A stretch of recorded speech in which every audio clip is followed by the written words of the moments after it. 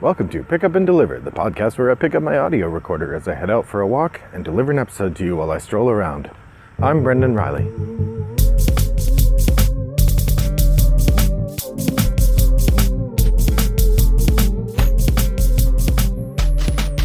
Well, good morning, listeners. It is a lovely late August morning here in suburban Chicago. The weather is warm, but not outrageously so. And I'm looking forward to chatting with you a little bit about games. In particular, I thought I would talk today about some expansions. I regularly talk about expansions during the top of the stack roundup, but I often don't give a lot of attention to them. And I have a couple expansions that I've played recently that I thought are deserving of a little bit more reflection. And so here we go.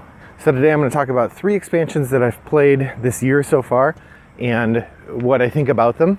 And then I'm going to talk about 3 expansions that I either have or have coming that I'm getting excited to play. Actually, all that I have that I'm excited to play. So that's our topic for today. Expansion number 1, Oceania from Wingspan. I've played with this expansion at least half a dozen times now. For those of you who don't know, the Oceania expansion is the second of the expansions for Wingspan. The first one being Europe birds. The idea is that they're going to produce, I guess, 5 more expansions so that Wingspan has one for every continent, I guess. I don't know if there are 4 more expansions. Since the original game basically was North American birds, then they'll produce one for each other continent. I'll be interested to see if they really do produce one for Antarctica. I know there are plenty of birds there. I don't know if there's enough to make a whole expansion. Maybe it'll be a small one. I would love to see a promo deck that uses like mystical birds or magical birds or legendary birds.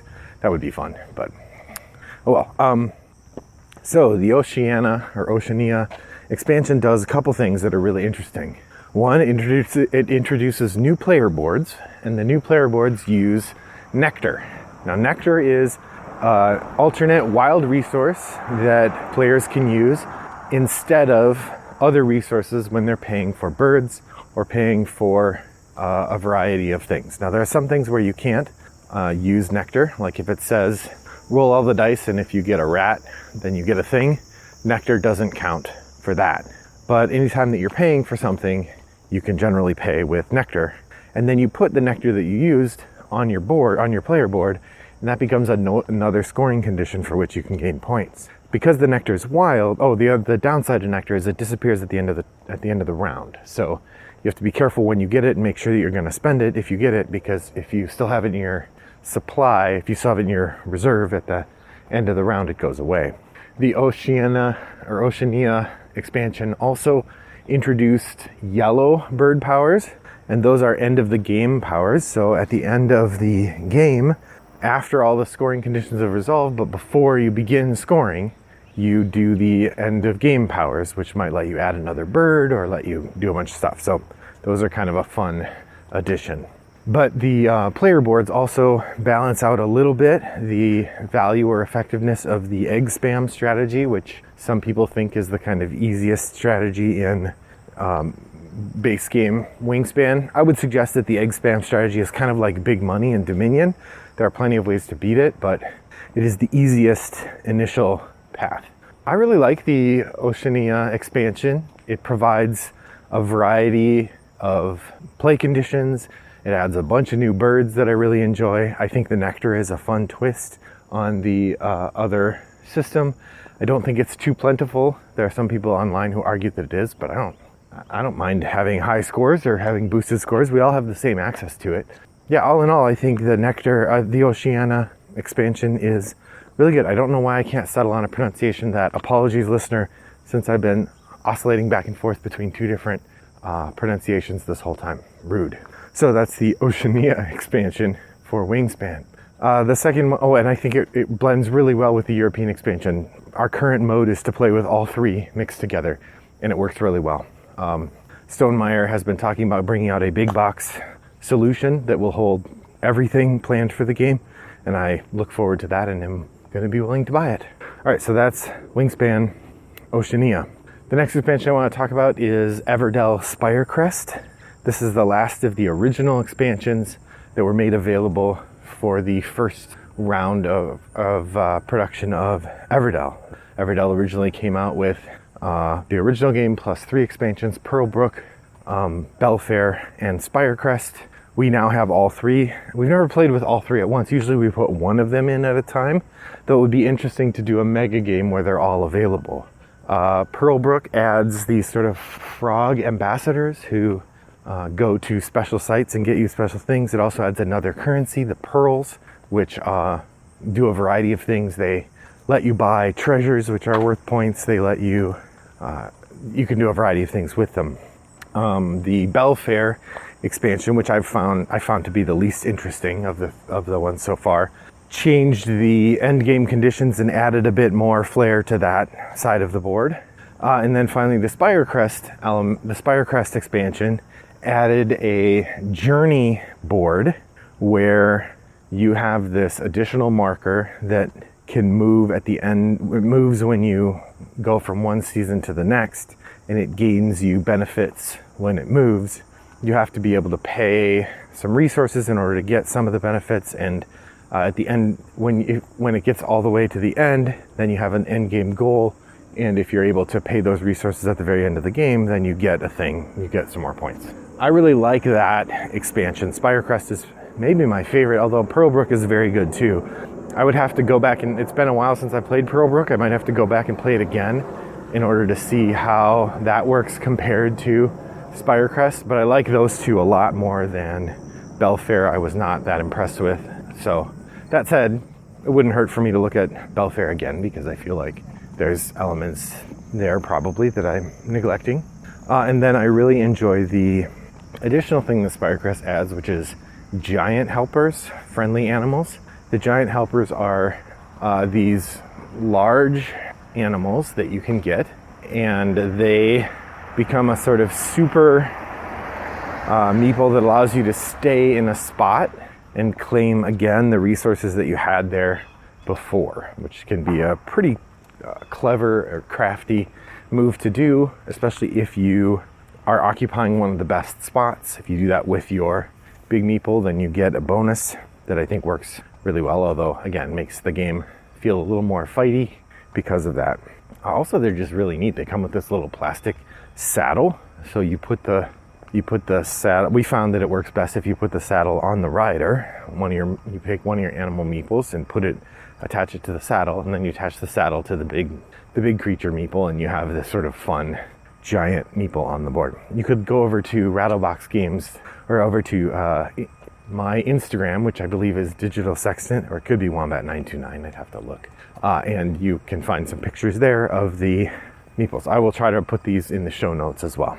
I enjoy the Spirecrest. The big downside to all of the Everdell expansions is they're way too expensive. I say that, but I keep buying them, so maybe that undercuts my argument that they're too expensive. But for what you get, which is good stuff, you are paying quite a bit, almost as much as the game again. I mean, Everdell, the game costs, I think, $60. Most of these expansions cost $40. And they give you boards and cards and stuff and wooden meeples, so you get a lot of stuff in them, but they're pretty expensive. One of the nice things about once you have all the expansions is each time you get an expansion, you get 1 or 2 new sets of player pieces as well.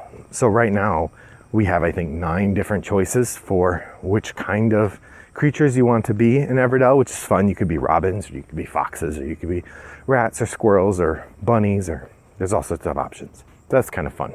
So that's the Spirecrest expansion for Everdell.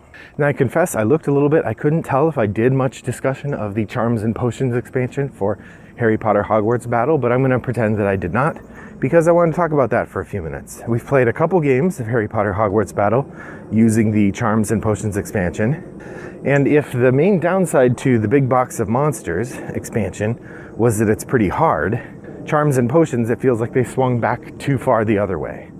In Charms and Potions, you get this sliding scale power where, depending on your health level, you get a bonus power that you can activate, which is something actually now occurs to me. It was from the expansion to Miskatonic School for Girls had a sliding scale power thing. Interesting. I hadn't realized that until just now. But Charms and Potions also has, a whole bunch of new enemies and a whole bunch of new characters. It's a little bit harder to set up because you have to go through and find, Voldemort from year 4 and, say, Lucius Malfoy from year 6 or something. And you have to mix all of these together, and then you use random characters. In playing it, we found it was pretty easy by comparison to the Big Book of Monsters. Now, we may have undercut a little bit. I think we did seed 1 extra card in each deck because we'd been so burned by the later levels of Harry Potter Hogwarts Battle and the Big Book of Monsters that we just assumed it was going to be hard, and then maybe we gave ourselves a little bit too much juice to do better. But yeah, we kind of waltzed through. That said, still had a really good time. I mean, one of the nice things about a co-op, if the co-op is fun to play, even if it doesn't end up being that challenging, it's fun to play. It's satisfying to build a deck that works efficiently and does good work. And maybe we're so shell-shocked from the years of playing very difficult Harry Potter Hogwarts Battle games that having a couple where we're able to breeze through pretty smoothly feels good. We don't mind. That said, I would warn you, if you really like the difficult bite, the hard challenge of the Monster Book of Monsters, you're going to find the Charms and Potions expansion is very light. On the other hand, if you prefer a lighter experience, perhaps Charms and Potions is the way to go. Maybe even do that ahead of the Monster Book of Monsters. Yeah, it's definitely worth picking up if you're a fan of the game. It fits really well in the genre and expands what you can do. Also adds, I think, Ginny Weasley as a playable character, and maybe gives you an updated thing for Luna Lovegood, I think. So, yeah, that's Harry Potter Hogwarts Battle Charms and Potions expansion.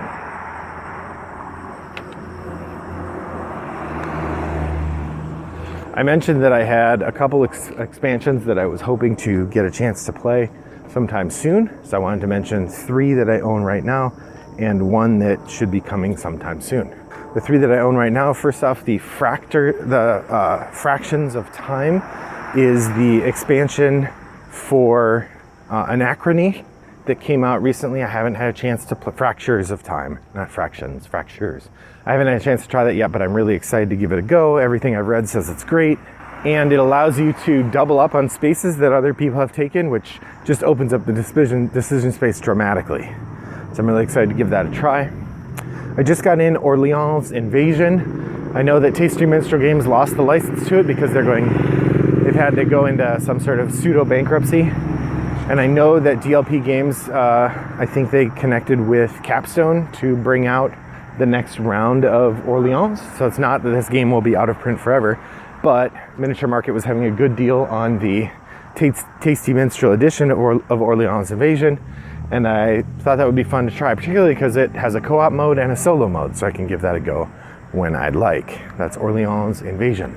And then finally, the third expansion that I've been wanting to try for a long time. I've had it for literally years, but every time I go to play it, the person is new to the game, and I feel like adding this additional layer isn't very nice, but that's the Getting Sacked expansion for Last Will. Last Will is, of course, the game where you're trying to spend all your money first. And getting sacked is harder because now you have a job where it's paying you each round. So not only do you have to spend all your money, you also have to do stuff to get yourself fired so that you stop making money. That's the Getting Sacked expansion for Last Will. And then I just remembered I have the Carnies expansion for the Bloody Inn, so I'll throw that in there. It's an interesting one. And then coming in the mail sometime in the next few months is the Isle of Cats expansions that are being produced right now by City of Games. So I'm really excited to see what those do. That's a favorite of ours. We really enjoy it, and I'd love to see where it takes the game. Well, thanks for joining me on my walk today. I hope that your next walk is as pleasant as mine was. Bye-bye.